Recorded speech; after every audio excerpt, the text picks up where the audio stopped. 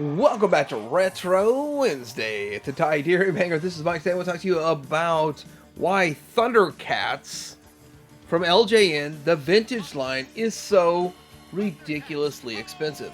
Yes, I have collected this line. I actually did what the kids call rage quit 3 times because of the pricing, and it's gotten a little better in some places, but way worse in others in 2025.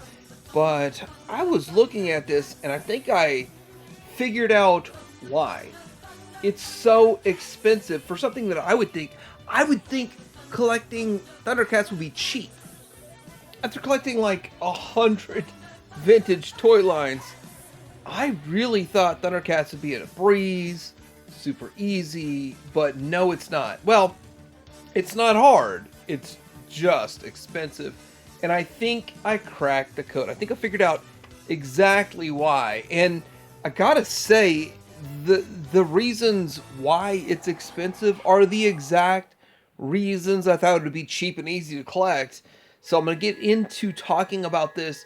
And for me, it's just getting the weight off my shoulders. But for everyone else, I'm really curious if you see the same thing. Talk about this more coming up.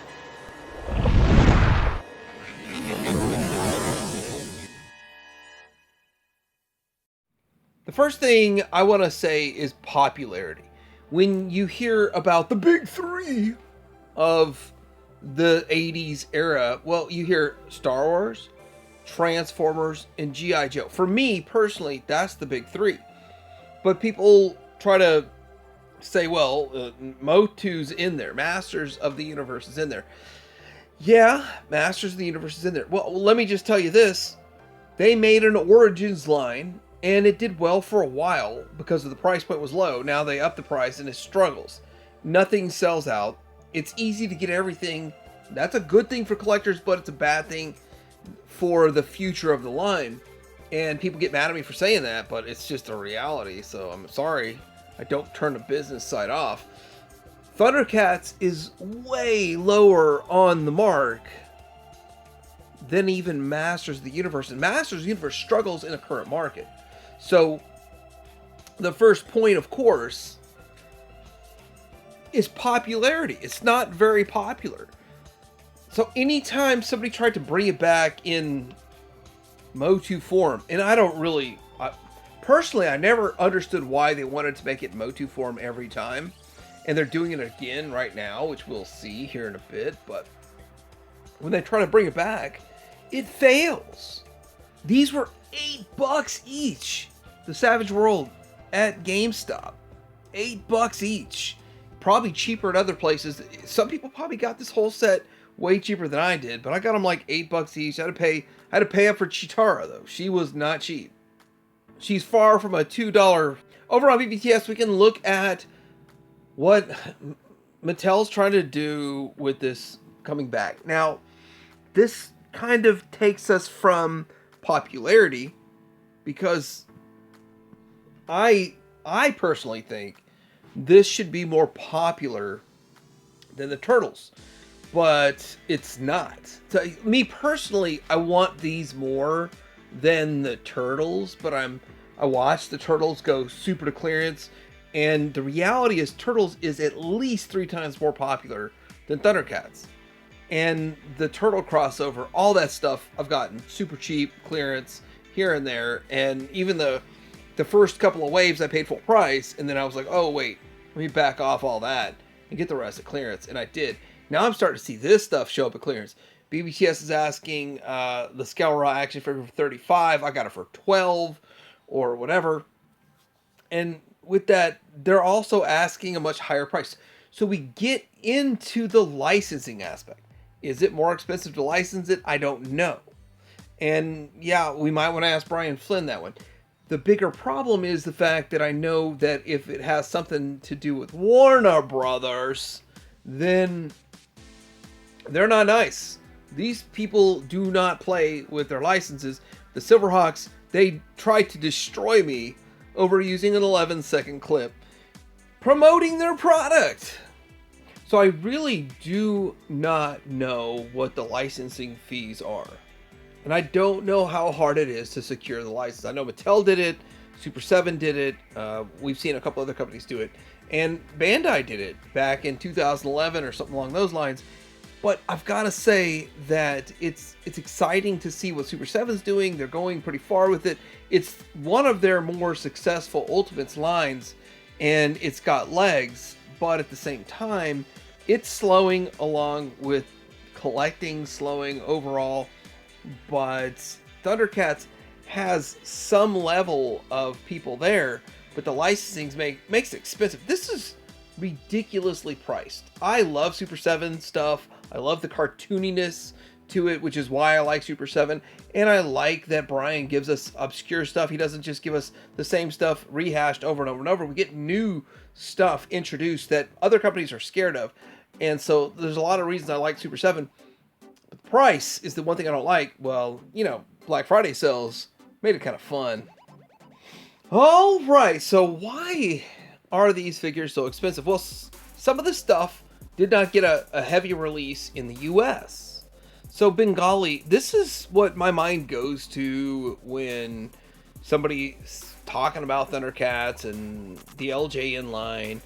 Some of the stuff wasn't released heavy in the US. It was heavier in other countries. And even in the other countries, the stuff is not cheap. But this Bengali stands out because I saw somebody on a online auction pay $630 for it. I don't know if there was something special about it that I don't know, or it was just the hype and the craziness at the time. And then we've got this one here. So I look at this on the card. Good old Joe here, Safari Joe. He's another one. Really hard to get. Another one that made me want to rage quit. Trying to get him and his gun and all that. That was a challenge. It was not fun. See, none of this stuff was really all that fun. Another one, I don't think it hit the US very hard, but still, even in other countries, it's not very easy to get your hands on. And Linkso, you'll see this driller for $1,500, and I hate to say it, I really hate to bring this out, because I wasn't really ready to talk about Driller just yet. Driller, $1,500 sealed is a darn good price. But it's got a really yellowed bubble. So with that, the stuff that wasn't here was really hard to get. Now, one of the things that it's the accessories. And I will get into accessories, even the common stuff. Some of the accessories can be expensive. But with the Linkso, you can pay $100 for a Linkso, which is about average. But getting it with accessory, it ups the price. I don't understand how that one went for $150. I mean, that's a really one-off there. I missed that deal. I would have bought that, but then we've got carded, so sealed on the card. So we're gonna circle back to this picture because it's probably the best one. We'll circle back to it when we get to another point, but carded is just unrealistic to even collect, and people are happily paying this. This is Tiger Shark level. Tiger Sharks probably were produced a tenth, or I don't even know, 1,000th of the production that Thundercats got, and yet prices are in that range. And then it gets even crazier as you go up to stupid AFA. Like, AFA runs the hobby. There's really no discussing it. It runs it. You go from 1,500 to 10,000. That is absolutely asinine. Asinine. And then we get into like trying to collect like a Monstar. And, you know, I think of a lot of this stuff as cheap. You know, I think Monstar, Lion-O, like I had at one point like 6 of each of these. And I sold a bunch of my extra stuff off because why keep it, right? Sell it all off. And then it still kind of climbs in price. So a loose version of Mumra can run you over $100, $130 complete. And with his Mammut, and that's not even the Mammut that actually has some movement to it, some articulation. This is just a Mammut plastic rubber statue.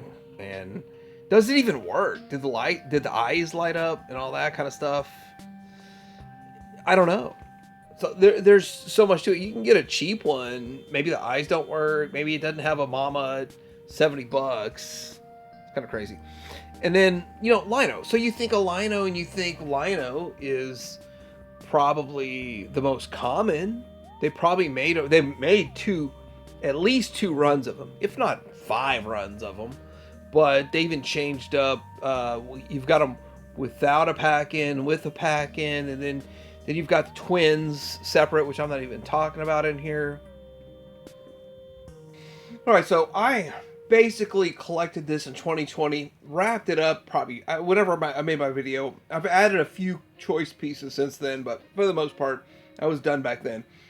I still look at it, and I think I've cracked the code of why collecting Thundercats from LJN are so expensive, because there's nothing at all retro. They have not remade the LJN toy line in retro at all, for every single reason I actually just pointed out.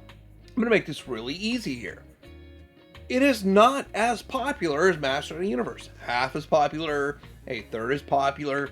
It's still popular, though. It's still up easily in the top 10 of the 80s. Easily.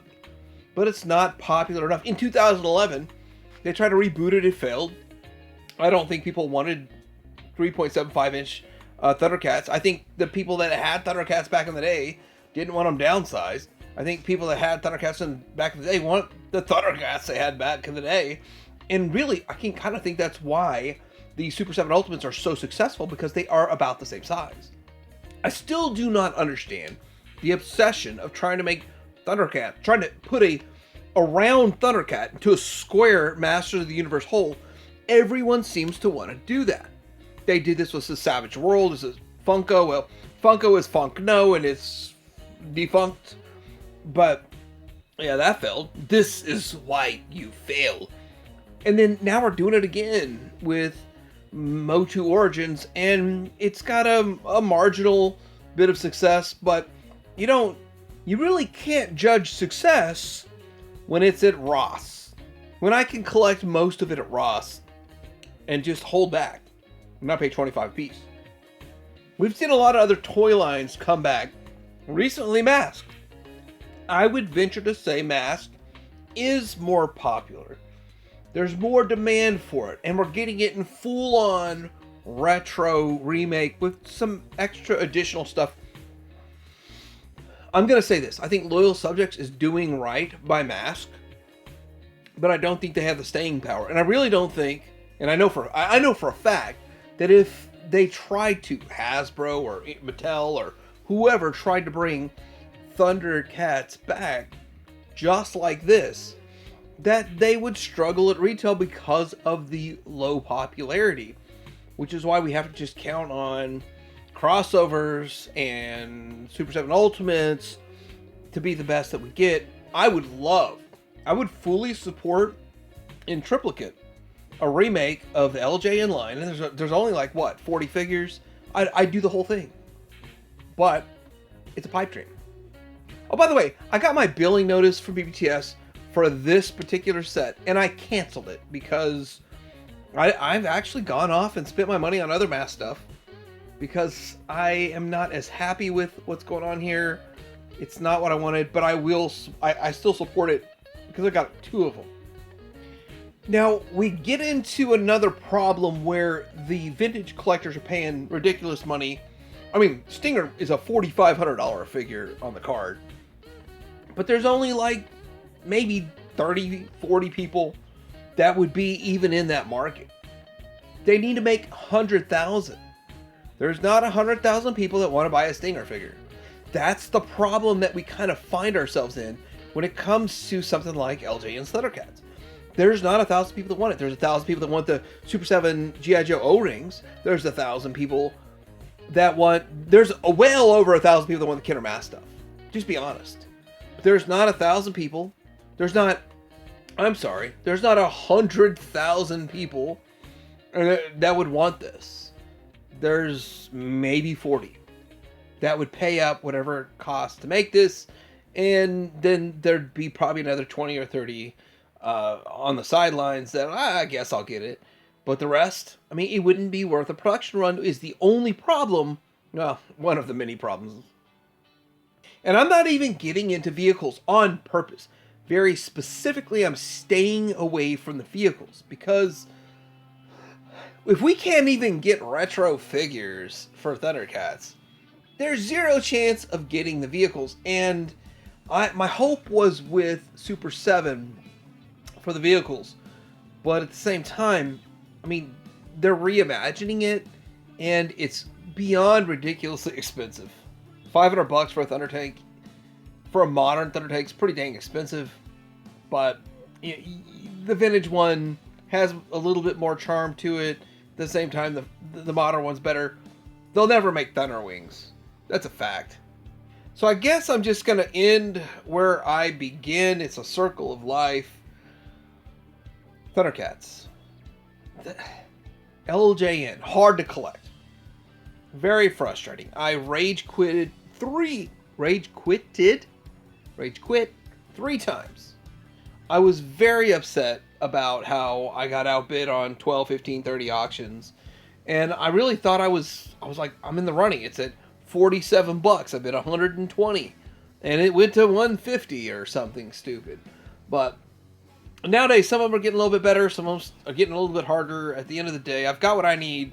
So I think I'm just good. But if we got a retro line, I'd support it. Let me know what you guys think about this. Do you care about Thundercats? Do you not care about Thundercats? Do you see what I see here? And would there be enough of a market to support bringing it back in a retro line? And who'd even do it? Mattel? Hasbro? Teddy Ringer out.